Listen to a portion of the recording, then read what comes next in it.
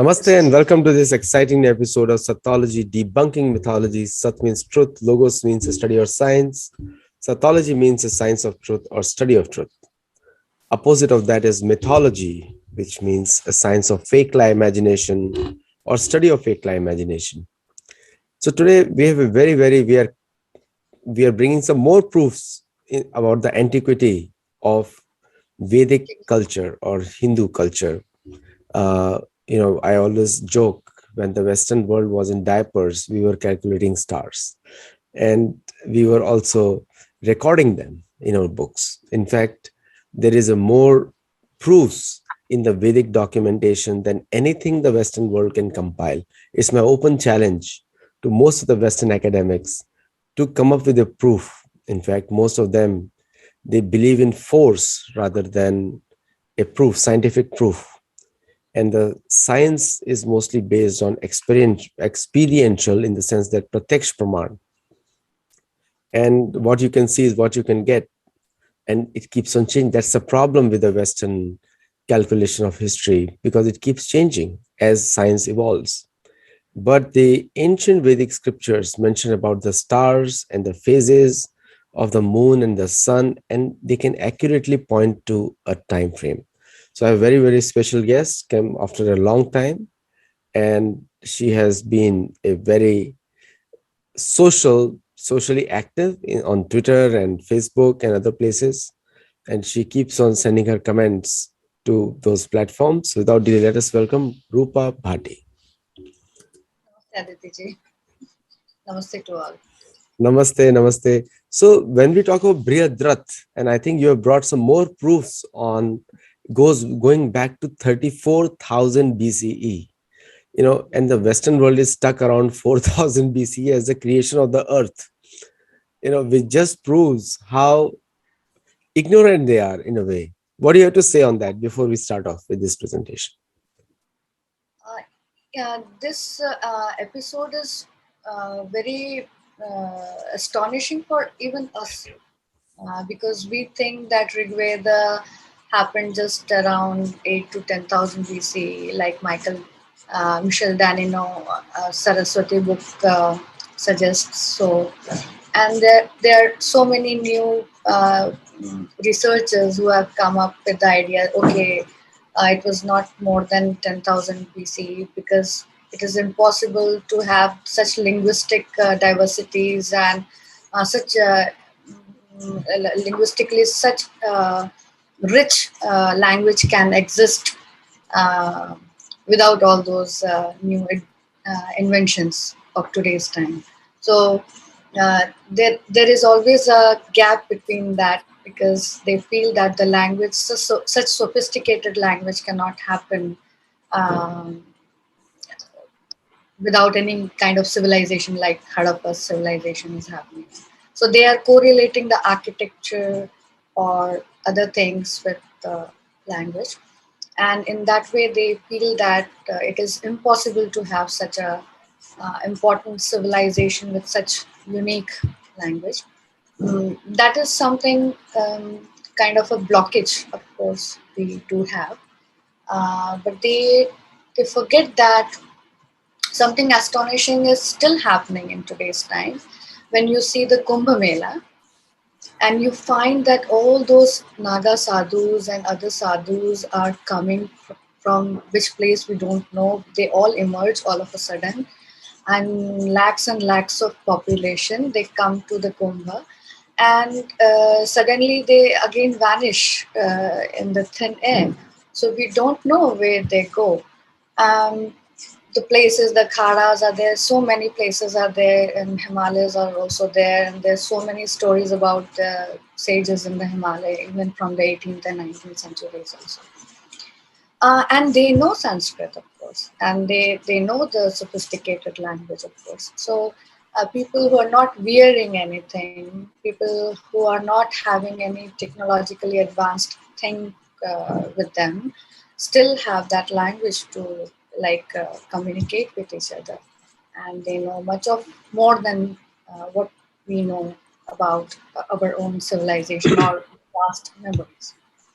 So to link the language, like Sanskrit or any other language, the uh, with the sophisticatedness of the living is unwarranted kind of a thing. So I would like to make a thin line segregation that even if you're not wearing anything, you can have language, of course. If the people of Amazon jungle, they can communicate with each other, they can make their hutments, they can smear colors around their bodies, and they can have their own culture. Definitely they are having their own language.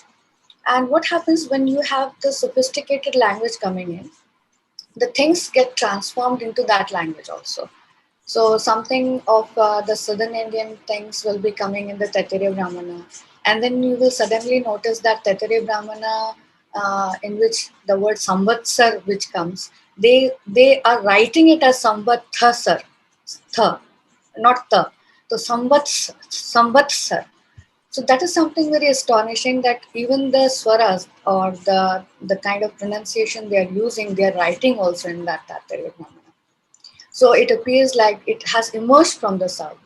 But then all the stories of Vedas are there, like Indra and Kalakanjas and all those Vedic stories are there. So I think language should be kept away from this sophisticatedness, and the language can prevail. Definitely, we had the FOXP2 genes, and language definitely evolved from 2 lakh years before present, and it evolved into till today's time. So Sanskrit was also evolving, and new things were also getting added into that. But the old Sanskrit, what we find in Rigveda, has very less metaphors, and with one metaphors only, they were like using that word for many things. So that is the thing they were doing. But then after that, also we find that there are many progressions into new things, and that is very easy to like demarcate the things in the past. Uh, No, the controversy around tha or tha, in that tha means South Indian and tha means North Indian, which is a very foolish controversy, yeah, very. because in Sanskrit, Varnamala, we have tha, tha are two different sounds. But And also also same, there, yeah, yeah, and then ta, tha, da, dha, na, they're all different sounds. And so just saying that it should be always tha, which is very different. And also the controversy between ru and re is also not very intelligent, that like in the sense that that is also very recent, of course. These are very recent development. very recent, like the tha, like they always mispronounce my name Aditya, and they try to convince me also that it is Aditya, but Sanskrit is Aditya Varnam Tamasa Parastat. So it's tha. Yes, Anyway, these are very shallow matters for me because not very important.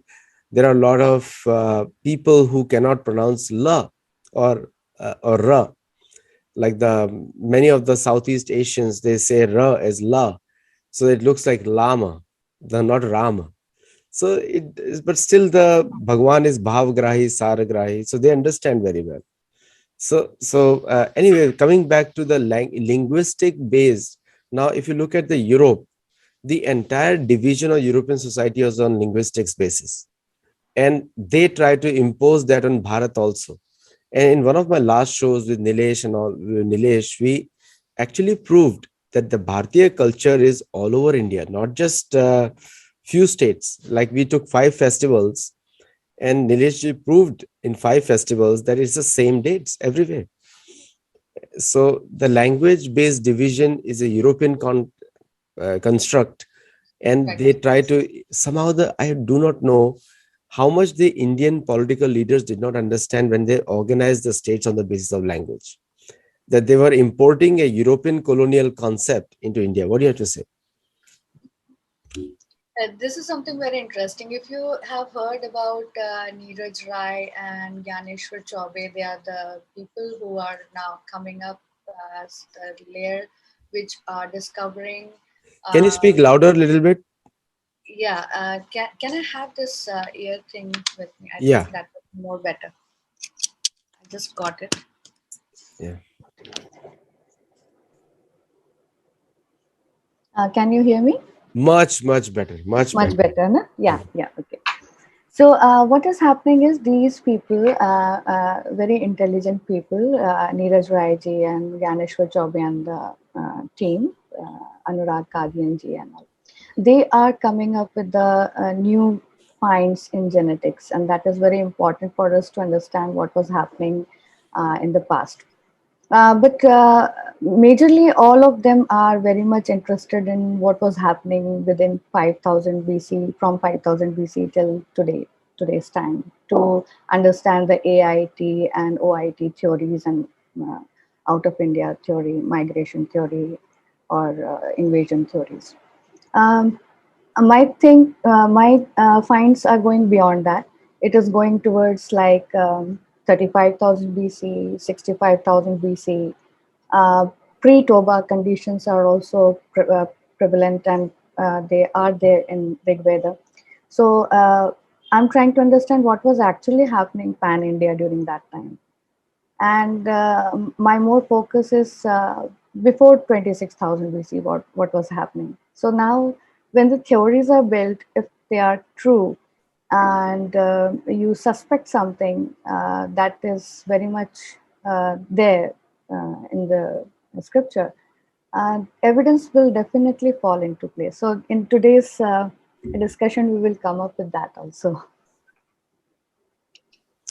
So yes, I think we should get started. We can Yeah, definitely, because that is King Brihadratha's final conclusion we are coming up with. yes, I'm just sharing this. Can you see this? yes, I can see that. Oh, this bigger. I'm not able to go into the play mode because my arrow will be not moving then. So Yes, go it, ahead. it yeah. So more evidence are coming from seventh Prapataka, but we will go a bit slow with all the slides because that is a uh, previous second part. So we already did the first part, and now new more evidence are coming up. So last time we already saw that there were two of the mentions of Brihadratha in Rigveda itself, in the first mandala and in the 10th mandala. So that makes it very important because who was this king and whether he is the same king in Maitrani Upanishad, that was one of the question also from the last time. And I got one of the Lakshana by which, that is the external evidence by which we can say that this king was definitely King Brihadratha of Ikshvaku lineage from one of the mantra where Agha and Arjuni are mentioned in Rigveda itself. I think in 10th mandala or first mandala it is mentioned. So it is definitely in the same mandala and very near to mm, uh, these mantra which I have shared. So and then we see that the historical discourse in Maitrani Upanishad, the remembrance is there, and the dialogue is between the sage Shakayanya and the king himself. So last time we already saw that, and by that we understood that this is the dialogue between the Shakayanya and king, and this is also remembered in Maitrani Upanishad. That is not happening exactly. This discourse is not exactly happening when it was written or when it was given, but it was remembered again. So this is again a history in that Maitrani Upanishad where this dialogue is going on. And we saw that there were three types of information that I had shared before today's presentation. That the first part was having these information from 1.4, that is first Prapataka, where the genealogy was mentioned. And this can also take us back to that time, which is of a deep antiquity, because neither Rama is mentioned nor any other recent king is mentioned, like, say, for Bhagirathi, those who are the pointers uh, in the history for some kind of a change. So Bhagirath is like he's bringing Ganga down to ocean, and that has a geographical memory of Ganga or some kind of a stream of Ganga again coming back. And uh, this gives an idea that he's again filling the ocean. So again, this is posterior to this Brihadratha, where he's saying that the oceans are drying away. So there is a connection. The connectivity is there, and the flow of the history is very accurately present in our scriptures. So that is what we will discuss. In this, we found that there are many king names till Marutta and Bharata also. Uh, this Bharata is being identified as Daushyanti, but it is done by the Niruptakara. So we will adhere to, maybe this is one of the ancient king. Next, we saw that among other things, there is drying of great oceans, the crumbling down of mountains, the moving of the pole star, the cutting of wind ropes that hold the stars, the submergence of the earth, and departure of the suras, that is gods, from their places. So, suras are departing from their places, that means precession of equinox is observed. Moving of the pole star means that precision of actual is happening, axis of the earth is happening. Crumbling down of mountains, definitely that is seen in our times also, but supposingly there is too much of snowfall, that can definitely create such kind of a situation uh, very often. So that was also noted by him. And drying of great oceans, of course. So it is not just the outer ocean, but also the inland oceans, it appears that he is watching. So we'll see how he is watching these inland oceans drying up. As I told, because of the actual precision, they were also observing the uh, pole point shifting. That was very much the similar kind of situation which is happening in the precision of equinoxes. In sixth Prapataka, we came up with this evidence. This was the last evidence we had discussed last time, that Samvatsar appears in the beginning of Magha and half of the Shavishta. This is ruled by Agni, and then from Ashlesha till the end of Shavishta, it is sacred to Soma. Now, this is something very interesting because this was not taken as an evidence by even Sri Arya he left out this, and he just took that Shavishta's half, which is mentioned here. Similar is the Shavishta's Adi is mentioned in Vedanga Jyotisha, so um, they both carry the similar kind of knowledge and must have been happening in the vicinity of uh, within 500 or 600 years.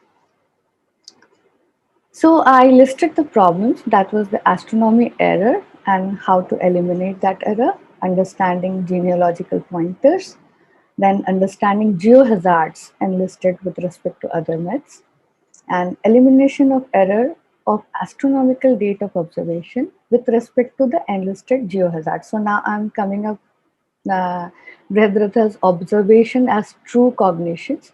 These are not the fictitious knowledge that he has superimposed in Maitrayani Upanishad. He is actually watching and observing these events happening in his lifetime, and because of that, he is under the spell of remorseness, and that is why he speaks up with Shakayanya. When he speaks with all these, these are not fallacies. Some of the researchers have come up that by saying that these are the conditions of remorsefulness of the king, and he is blabbering something. And in between, he blabbered about the pole star also. He blabbered about the precession of equinoxes also. But the other things are definitely blabbering, and that cannot be taken as a true cognition. So for that matter, we will have to go back to like what the internal evidence are speaking and where we can place it. And after that, we will try to understand whether these cognitions, whether these observations are real or really he was making a fictitious comments so that he can have a dialogue with the Shakayanya. Interestingly, Shakayanya is not opposing any of his observations, but he says that he will have to internally see his happiness, because these are the things these will always change, and for the true seekers, they will have to look deep into their own inner self. So he speaks of those matters, but he never denies that whatever he's seeing is false. So that also is one of the mm, evidence that the things which were observed by Brihadratha is not fictitious. So the astronomy error, whatever the error the past researchers were doing, say David Frawley or R.N. Iyengar, they were making huge problems with this.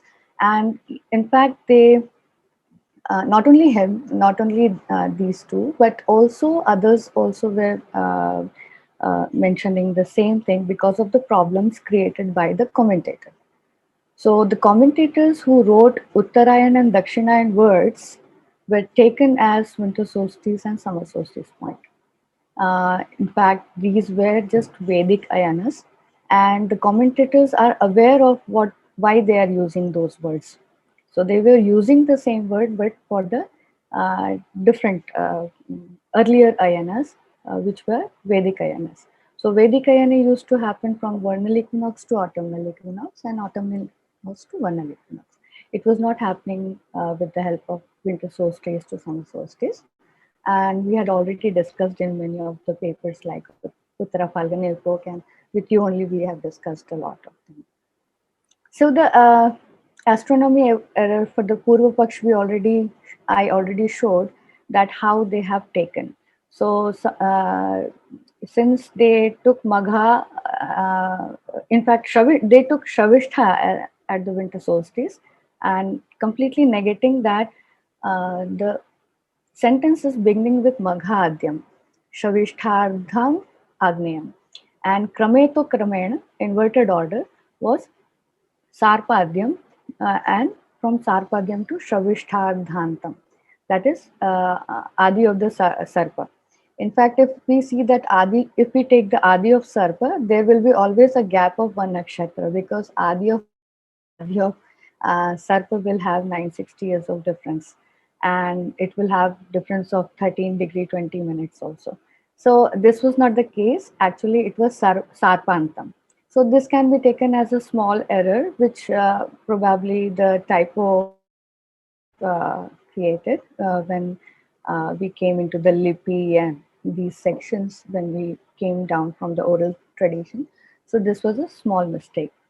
So because of this small mistake also, they took that, okay, Sarpadi to Shavishthardhantam is very much similar to what Vedanga Jyotish is saying. So there is Shavishthadi. So here Shavishta's half is taken, and they completely misguided us also and misguided themselves also by saying that it is beginning from this Shavishta, but it was not happening in that manner. It is very accurately saying that Magha is the beginning of Samvatsar. So we will have to stick up with the original thing of Maitrani Upanishad. So first we will have to take Magha is happening at the Adi, not Shavishta. So now after that, after this find, we have to now assign to where to keep this Magha. Yeah, whether summer solstice point, whether winter solstice point. So they took at summer solstice point. Because of that, Shavishta was automatically coming to winter solstice point. Point taken. We are taking this here as it is, as a Purva Paksha. But what happens here is that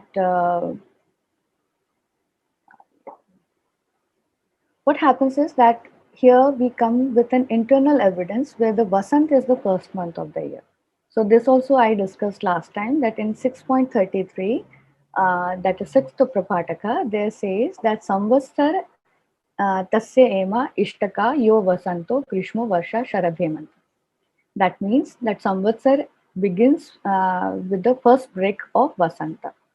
And then Grishma comes, Varsha comes, Sharad comes, and Hemant comes. And you will see that till Hemanta it is given. So Shishir is not coming here at all because that was the time they were experiencing uh, complete cold, and the situation was like it had started declining, and Rigveda also has 3 or 5 seasons. Similarly, Maitrani Upanishad also shows that Samvatsara is happening with the help of 5 seasons. Now, this is what in English I have given here, that winters were not segregated into Hemant and Shishir during Brihadratha's time. Now, again, there is one more, which is why I came up with this video, that new evidence is coming from uh, 7th Prapataka. So, what does it say? That it says Agnir Gayatram and Vasantah Prano and Sharat Mano Varuna. So, if we go back again here, so again it says that the Gayatri meter has to be used during the Vasanta.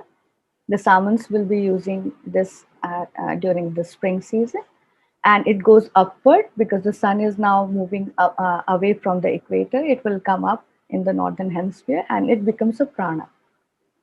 And the lunar mansions, the Vasus, they rise uh, to the east of the sun. They warm, they rain, and they praise likewise. The second episode is about the Varuna. So, where Varuna is being equated with, Varuna is equated with the Sharat Mano. This is the word, and you can see Varuna is equated with Sharat Mano. That means they are taking synonyms here as Varun as Sharat and Agni as Vasanta. So this is also the experiential thing, because that is what I've always advocated, that Dharma, Vasant, they are all interconnected, because from there, when the sun comes to the northern hemisphere, the people of northern hemisphere will experience the heat, and it will go to the epitome till summers, and then it will again go back till autumnal equinox. The whole of the hemisphere, northern hemisphere, will be experiencing more temperature than the southern hemisphere. Likewise, when autumnal equinox comes, from autumnal to vernal equinox, again there will be winters and amiable situation, longer nights, and uh, all cold seasons will come during that time. So this is well documented in all the Brahmanas also, and in Maitreya Upanishad also. So now we have these all internal evidence. All are pointing to Magha Adi at Agni. So what is Magha Adi at Agni? That means vernal equinox is happening in Magha, or Magha is happening in vernal equinox during that time. The sun is in Magha during that time. So that is what the text is saying. So this was the final nail to this whole Maitreya Upanishad evidence. This is the final evidence which corroborates that Magha was happening during vernal equinox time. And Agni is nothing but it is the synonym of vernal equinox. Now, how it is synonym of vernal equinox? We come from that comes from other different outer lakshanas. That is the evidence. So this is the inner evidence for the Shakti dhis. They're the major evidence which corroborates itself. So we don't need any outer lakshanas here. Yet the outer lakshanas also say the same thing, because all the indic texts are consistent with vernal equinox at Samvatsar, or Samvatsar at vernal equinox.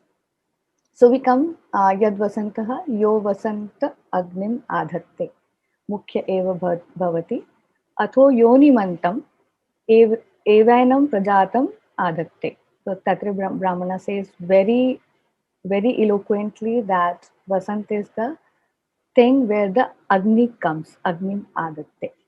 Similarly, Maitrani Upanishad is saying that the first Ishtaka is Vasanta, so there is no problem. Again, let us see about the Gayatri Chanda. So one of the shloka says, Ya Gayatri Chandasi, where Dharma Shirah Tadayam Agnihi. That is Anuvak 11. And Dharma Ya Te Divi Shuk. So what is happening? Divakityam, Vishuvan Divakityam. So Divishuk Divakityam, again Yatha Shalai Pakshasi, Tatha Evam cha Samvatsarasya Pakshasi.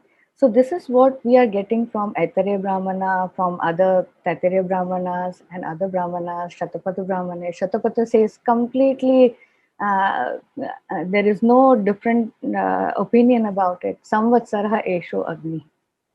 So Samvatsar begins in Agni. And again, Agni is, where is Agni? Agni is in Vasanta. Now people say that, okay, Vasant cannot have the first, because that is half of the Vasant is already gone. And after that, the vernal equinox comes. So Vasant cannot be the first month. It is half of the month is always in the uh, other ayan, they say. So what is happening here? It says that it gives more accuracy because Agni, when the word Agni comes, it means that it is a vernal equinox. For that matter, they have used this word Agni. And it comes from Vishuvan Divakityam Yatha Shalai Pakshasi Evam Samvatsarasya Pakshasi. And before that, Taittiriya Aranyakam gives you Samvatsaro Vishu Varnai. So the word itself says that Vishu Varnai Samvatsaro. Samvatsar begins from Vishuva. Aitareya Brahmana goes more ahead and it says the Vishu is the day that begets the new year. So you can very well see that Samvatsaraha hi etad aha apnoti. That means Agni, the word used for Vasant was more to make it more appropriate that at what point of Vasanta the Agni will be. So Vishu Varnai, the Samvatsaro Vishu Varnai. So this way, all the Indic texts are consistent with the cardinal point vernal equinox to be the first in the Samvatsar beginning. So now once we have finalized that it is not winter solstice but vernal equinox, each and every date of our text will go by 6,000 years uh, earlier. So whatever is happening during 3000 BC, if you are taking vernal equinox there, then again you will have to add 6,000 years to go back into time. So this is a biggest setback. This will be, of course, my this find will give a biggest setback to many of the researchers, and uh, I'm completely open for any kind of debate with them because these are all internal evidence, all external evidence that is pointing to vernal equinox and not winter solstice. So yesterday also, when I was listening to one of the talk with Sanjay Dikshit and David Frawley on Aryan invasion theory, there also he is again saying winter solstice in Magha. So it was not winter solstice in Magha at all. It was vernal equinox in Magha. So it takes you to 8000 BC, around 8000 BC with Magha. Now the question is that are we satisfied with the thing that all the other things are fictitious and only the Magha thing or only these pole star thing or the precision thing, that is the suras going away from their places, only these astronomical things are actual and other things are fictitious. So we will have to rethink because Brihadratha is actually not mentioned in any of the Vanshas or any of the things. So one can assume that, okay, it was posterior to Rama probably. But in the genealogy things, he only takes the names till Yayati, Nahusha, all the ancient kings of Ikshvakus. But he is not mentioning if supposingly he is happening in during 8000 BCE, then he is not mentioning someone like Rama, who is also an avatara. But he is not being mentioned by Brihadratha. So this is very strange to understand why he is not naming Rama. Or Bhagiratha, who made the course completely, Ganga's course towards ocean. with the help of some more tributaries, probably. That is why she is called Bhagirathi, and Bhagirathi is one of the tributary of Ganga in the upper Himalayas. So what was happening actually? What was happening in the mind of Brihadratha? Why didn't he take name of Rama or Bhagiratha or someone like Dilipa or Raghu, by whom Raghu Rama is also being remembered? So that means that there has to be some kind of a pointer why he is only mentioning ancient names. So we will have to look into the previous cycle also with the help of, if we are taking all the other evidence also as real and not fictitious. So when we see that these two I already discussed, and I also just calibrated that with the help of sixth Prapataka, seventh Prapataka, and all the evidence, I completely calibrated the event. But now, where to place? Where to place? 8,000 BC or 34,500 or 34,000 BC? So now we go back to the genealogical pointers. As I said, it is very difficult, very difficult to ascertain Brihadratha's position with the help of genealogy also. Because in the genealogy of Harivamsha or other, like in the Ramayana also, there are two tables given, the genealogies, where Brihadratha is not mentioned. Brihadratha is mentioned in Ramayana, as you said earlier also, and that made me to reread the whole Ramayana. And I again went back and I read, and I found that Brihadratha is mentioned there in Ramayana, but in the Videha genealogy.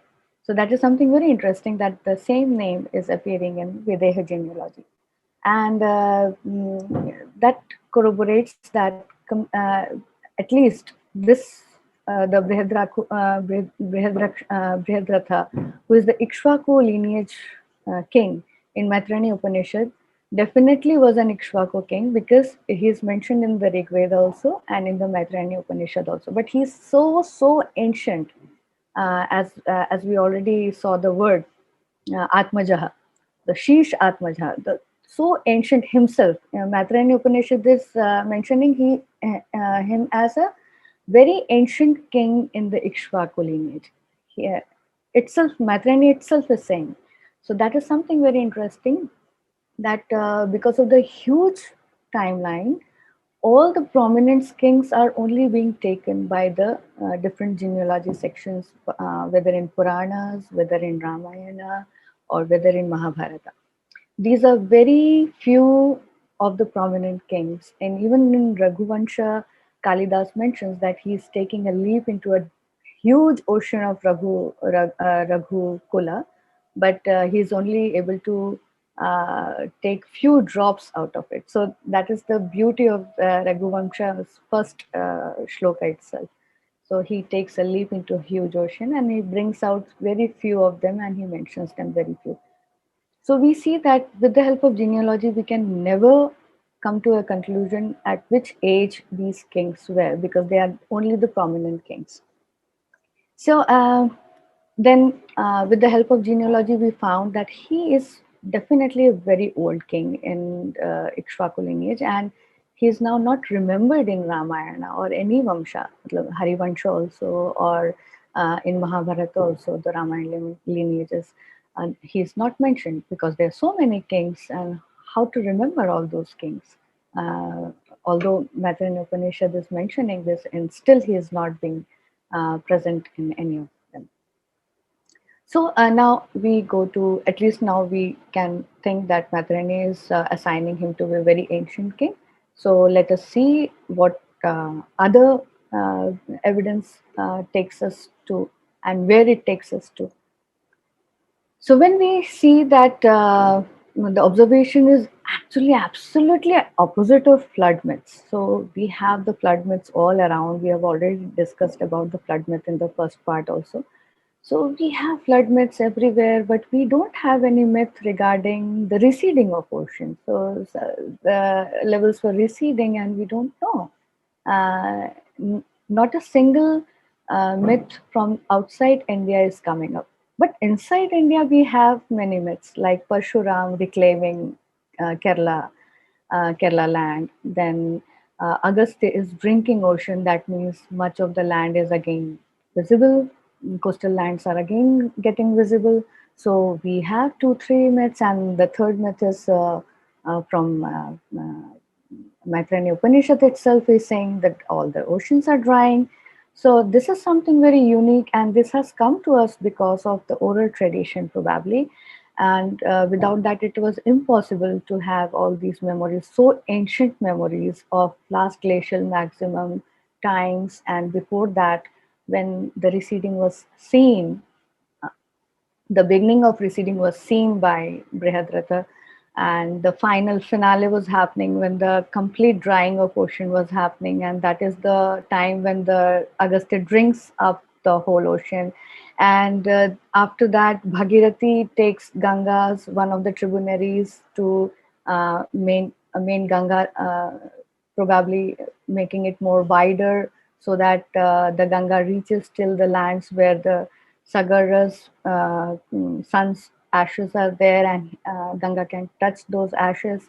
And again, Bhagirathi is trying to fill the ocean, and all those myths and ethnographic memories are there in our Indian culture and also in the scriptures. So these are saying something very different from the other worlds. So other world is having only the recent flood myth memory, which is probably one section was happening during 12,000 BC around, and the section was happening during the Dwarka flooding times. So we have the flood myths all around the world, but we don't have the receding level memories. It is only in India that we carry. So why they carry that? Why such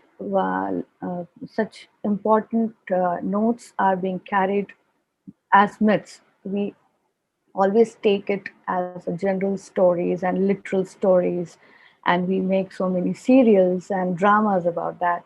But we never take them so seriously that yes, they are talking some truth, and they are presenting some truth before us, and we should look into the new sciences to understand that. So I'm just taking you to understand that how these languages happened, and as I said that we began with that only, that Indians think that such sophisticated language cannot exist without the sophistication in the civilization. So there is a big, huge gap between their understanding that language cannot prevail. But in this case, what is happening? Uh, so, what we understand is language refers to the world entity. Language maps reality. Language has two-way relationship. Now, vastu, that the world of our experience, with the help of referent, we are creating a language. That is, we are encoding some thoughts into the language. That is what Brihadratha did. Whatever he was experiencing, he was mapping reality, and he was whatever vastu he was experiencing, he was encoding it. And now it is our time. In our times, now that language is in front of us. Either you take language or Shabda Pramana, that is in front of us. And now we know that this is the encoded reality. First, we have to understand that all these sayings, all those shlokas, all those prose are actual reality. They are encoded realities, and we need to decode it. How we will decode all these things if the receding is happening? So, people 100 years before this time would say, oh, this is all myth only. And even 5 years back, also, people would say, oh, this is a myth only. But no, with the help of new sciences, new researchers that are going worldwide, they come up with the ideas that yes, oceans were receding. And this is the new agama, new sciences that are taking us back into time to understand what was the situation, and this will help us to understand the future also. So probably these myths were kept in our scriptures so that we are aware of what can happen tomorrow. And in our concept, we have everything cyclic. So definitely this is again going to come back to us. So how to prepare for that, or how we should know these knowledge with us, how we should preserve these knowledge with us. So it is only India which is preserving the receding of oceans in various myths, not just one, this myth, but Agastya drinking ocean and Parshuram's reclamation of Kerala. Such myths are already there. So last time also I showed this graph where I showed that there was a steep decline, and within 500 to 600 years there was a steep decline which could have been noted by the king. And he also noted 38,000 BC pole star condition of Abhijit, which is now has shifted quite far away from his times. And more of the thing that I would like to today bring up is that his mentioning of ocean as plural. So, if the outer ocean was mentioned, that is Sindhu Sagara, that would have meant only one ocean, according to him, or two oceans. But he's using plural. So, plural means that he is also observing something about around Caspian Sea. He is also observing something around Black Sea, and the how this blue portion that you can see, this is the times when the last glacial maximum was happening, and the ocean levels were receding, and this is the Qualian times that happens starts from 40,000 BCE. It also notes the timing of epitomes of uh, monsoons and lesser monsoons, and everything is recorded, and one can go to the research papers and can read them and correlate what our myths are trying to tell. Now, something very interesting is that how he was knowing that Caspian Sea or the Black Sea are they the people who were moving too much here on the globe. So we have one pointer that Nilesh already took, Sugriva's Atlas, and it is very famous one with you only. And he showed that most of the geography of the world was known during Ramayana times. So people were highly moving and they were documenting these things. So it is very much possible that even King Brihadratha was uh, and his kins and his regime or the times, people were moving very far away and they were noting what was happening in the environment, in the places, different places. And for that, we have one pointer, because now I come to the haplogroup H. And you will see that this haplogroup H, whose origin time is around 45,000 to 46,000 BC, before present. And you will see that the concentration is towards southern India more, but the concentration goes till Kashmir and more upper region of the Kashmir, more the portion of Tibet and Himalayan regions, somewhere where it must have originated. And you can see this yellow portion going till Caspian Sea, and then Red Sea, Black Sea. You can see it is going till the Mediterranean and till the Gibraltar. That means people were highly moving that time, and this is the only haplogroup which is very much all the scientists of the world, researchers of the world, take this haplogroup to be the Indian haplogroup. So these people were definitely moving, and they created this mark from you can see the Caspian and that is why since 45,000 BC they are there. Our Brihadratha comes during 34,000 BC, and he is also observing the same thing. So what is happening is that these people were definitely moving in these areas, and they were bringing back all the knowledge of different oceans. So humans have been moving too much during older times because not much work was there, not like us sitting on the table and doing all the researches, but they were moving and they were doing researches in their own way. Something very interesting, more of has come up. That is the during 36,000 from before present, there was a volcanic eruption depicted in France. So we see that the haplogroup was already moving till there and must have been having such knowledge also where this is happening. So now some very interesting is that this cave where this volcano has been depicted, this cave shows and all the pigments were taken and the carbon dating was done and it comes out to be 36,000 BC, exactly the same time when this volcano must have erupted. So both the things are getting coordinated. Now, very interesting is that the Brihadratha Samvritteva Dasam Vrittaharujam. This comes in the first mandala where Vrittev is being mentioned with the with Brihadratha. That means he is also one of the killer like Indra who kills the Vritra. Now, Vritra is something very interesting, which is equated with cloud by the Niruptakas.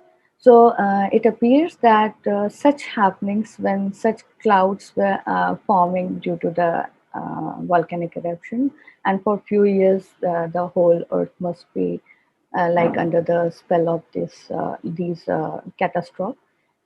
During that time, when the sun again comes, the dawn again comes with clarity, with clear skies, probably that is why the kings were associated with those names as uh, Vritahan, or the one who is the killer of Vritra. So this has been associated with the star Sirius, that is Indra also, and this is associated now with the King Brihadratha also. There's something very interesting happening. It is just a conjecture that I'm putting, that these catastrophes were also happening during Brihadratha's time, and that is why he was so remorseful in his mind, and vairagya was happening to him. Again, he mentions the dissidence of it. So, one of the researcher, Raja Ram Mohan Roy ji, he said that, okay, if you say that it is opposite of flood myth, he says that the pralay means shoshanam of, that is drying of oceans. So I was completely at awe. How can one come up with the idea of drying of oceans as pralaya? So pralaya always have this memory of flooding, deluge. Thus, and anything drowning is called pralaya, not the shoshanam. The shoshanam of oceans is not pralaya. So something pralaya. What can pralaya be? Suddenly, if the land is going down the ocean, that can be a pralaya for that land. And those things were also happening in the Indian Ocean. Why? Because Chagos Lachadev Ridge, and Lanka, even the Dhanush Kodi is had a subsidence of earth there. So we see that these were very common things in the Indian Ocean, and many of the islands must have gone down because of that. So one Karakota Island, we know that when the volcano erupted, the whole island sank till 1900 meters down, and the memory of that dissidence is not there in their myths. Rather than the flooding myths are still continuing it all across the world. So something very unique was happening in India. They were noting very uniquely. So the one of the volcanic thing is also being recorded. The dissidence is also recorded, which is very easy to find out around the um, Ran of Kutch. So the Irina word is also mentioned in which has been identified with Ran of Kutch by Sri Arinayangarji only, and I second that because that is something should be known, because Saraswati was flowing from Himalaya till Ran of Kutch. So it was flowing from that region, and the whole of this area had been great deltas, and which must have been seeing uh, many dissidents of many such deltas, or huge pieces of lands were going down, just like Dhanush Kodi was experienced. Uh, Other than that, Brihadratha also saw many landslides and things, and I said that due to the heavy snowfalls, these can be a very frequent phenomena that he was observing. So overall, what I'm trying to say is whatever he observed were the real cognitions and the real episodes which he observed, and he discussed this with Shakayanya. Not a single piece is without any truth. Everything is true, and accordingly, we tried to fetch all these information and found that everything is falling in place. So we also saw that what Brihadratha was observing, he was observing Vega going far away from his time, instead of Tuban, which has been with the help of winter solstice at Shravishtadh. Sri Arya Iyengar took this Maitrani Upanishads, this Brihadratha Ikshvaku Vanshaja Shri Shatmaja, to be just 1500 BCE. This time was given to him.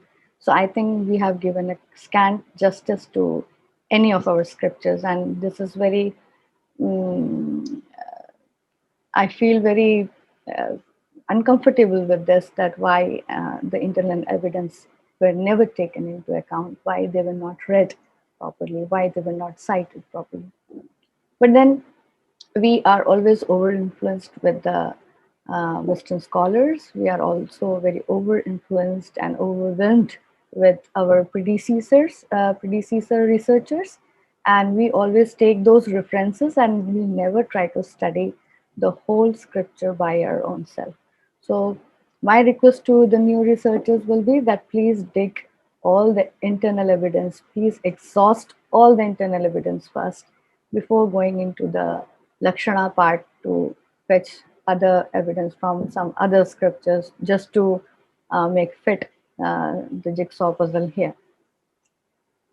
So this is how I concluded that all the evidence are falling into place, and each and every word which Brihadratha spoke was very, very much true, and we can definitely make a correlation with the help of new sciences. So I keep Brihadratha in the chart which I have created for Brahmanas and Veda. This is the time.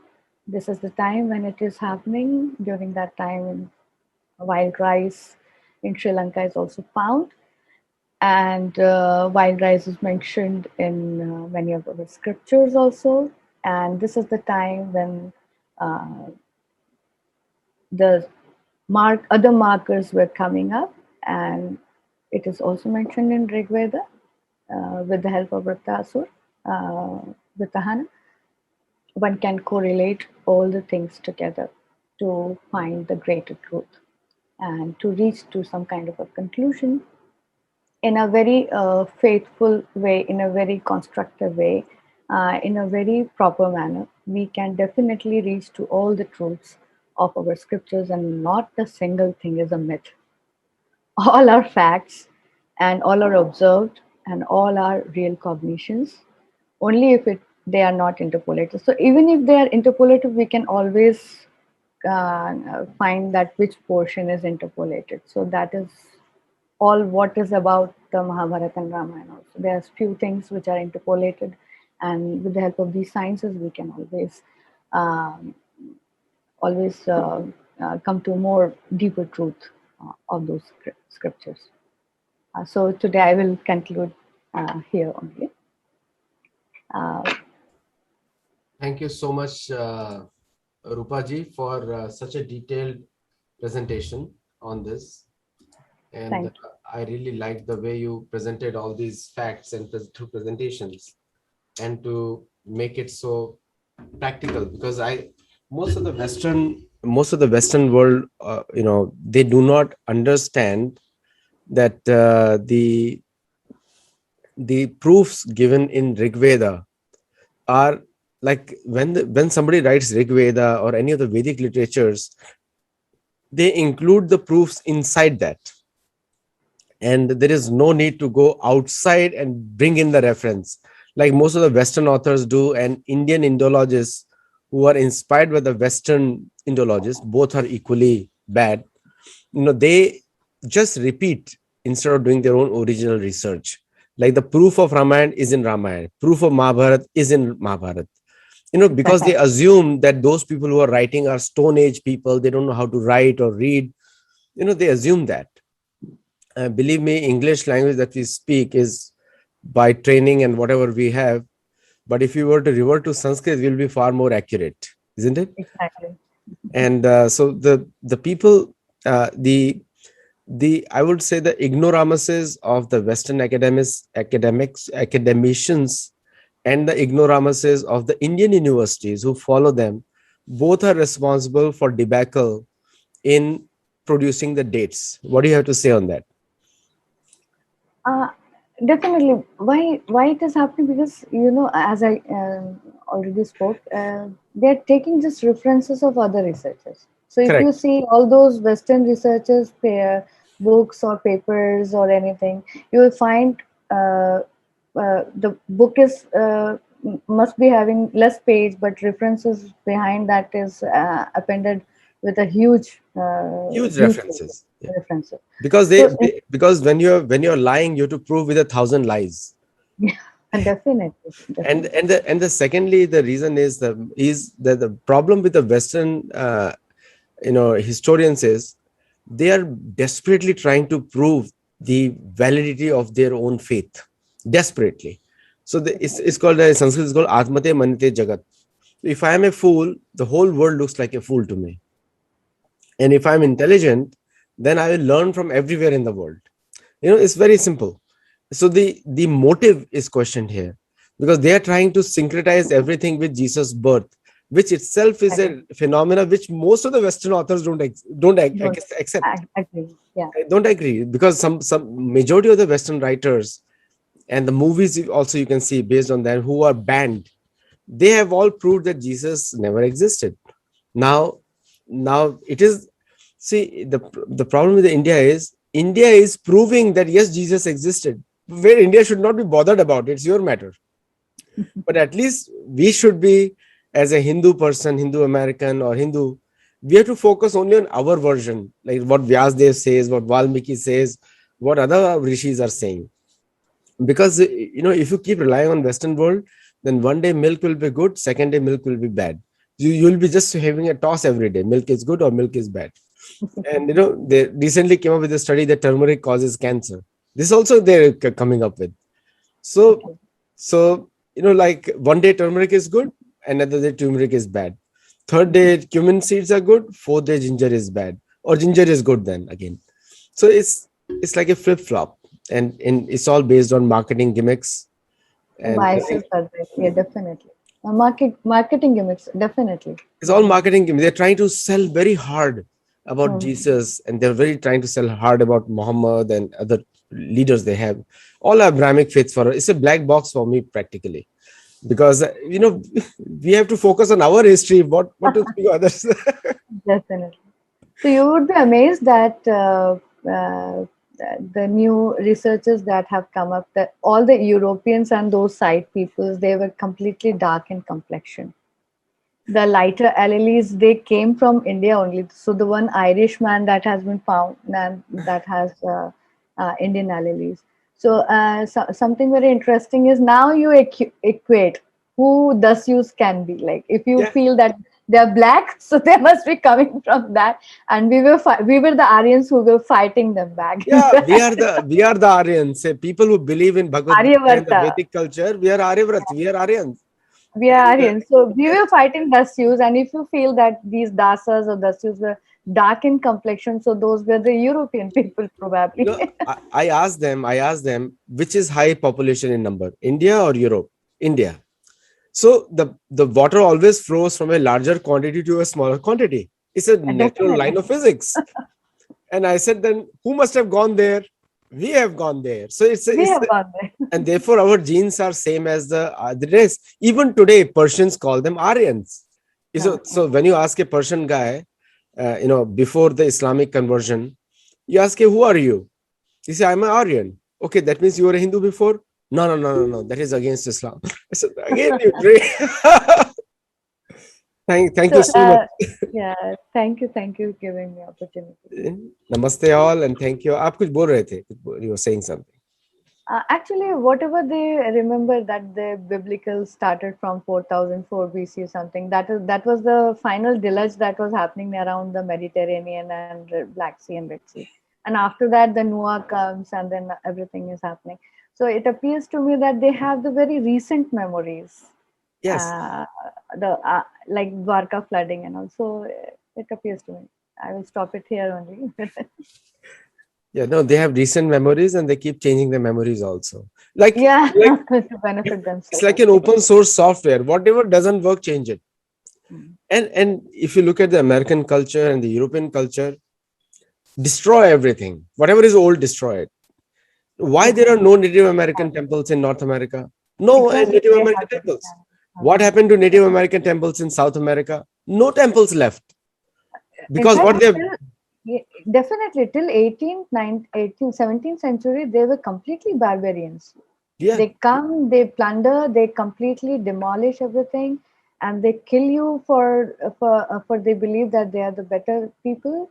This is the barbarian kind of act. Probably no, the our Rigvedic people were opposing these people. exactly. Even the Berber Jati is in the North African. Yeah. It is still there. They call it Berber. So the point is, my last book also, Gold, Glory, and God, released in September. I have highlighted the atrocities, and when an American reads it, and then they say, "No, it's the rule of conquest and conqueror. We have conquered the land. Now it's ours." If you ask them by law, if you steal somebody's car, will the law call your that car as yours? Never.